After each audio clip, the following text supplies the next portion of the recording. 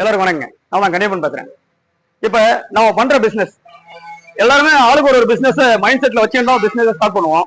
அப்படி நான் ஸ்டார்ட் பண்ண பிசினஸ் தான் இந்த மிஷினரியை தயாரிக்கிற பிசினஸ். இந்த மிஷினரி வந்து எனக்கு இன்ட்ரெஸ்டா ஒவ்வொரு வேலையும் செய்யும்போது இன்ட்ரெஸ்டா வேலை செய்வேன். ஏன்னா நம்மளுக்கு வந்து மைண்ட் செட் வந்து ப்ரெஷர்ல இருந்தாலும் நம்ம இன்ட்ரெஸ்டா ஒரு வேலையை செஞ்சோம்னா அது வந்து டெவலப் பண்ண ஒரு செட் ஆயிடும். அப்படி பண்றதுதான் இந்த மிஷினரி. இந்த மிஷினரியை வந்து நான் தொழிலை ஸ்டார்ட் பண்ணும்போது ஒரு ஈஸியா ஸ்டார்ட் பண்ண மாதிரி தான் ஸ்டார்ட் பண்ணோம். இன்னைக்கு ஒரு பெருசா உருவாக்கிட்டோம். ஒரு மிஷினரி தயாரிக்கிறது, அடுத்தது என்ன தயாரிச்சு கஷ்டம் விவசாயிகளுக்கு தரலாம் அப்படின்ற மாதிரி நாங்கள் உருவாக்கிட்டோம்.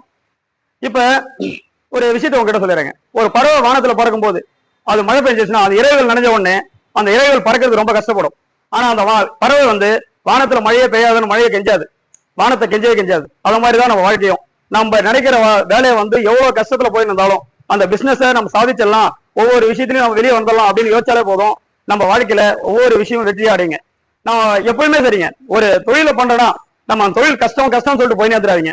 ஒரு நம்ம ஈஸியா முடிச்சிருவோம், அதுல இருந்து வெளியே ஈஸியா முடிச்சு வெளியில பண்ணிடலாம் வந்துடலாம் அப்படின்னு மட்டும் யோசிங்க. யோசிச்சீங்கன்னா எல்லாமே நல்லதா நடக்கும். நன்றி, வணக்கங்க.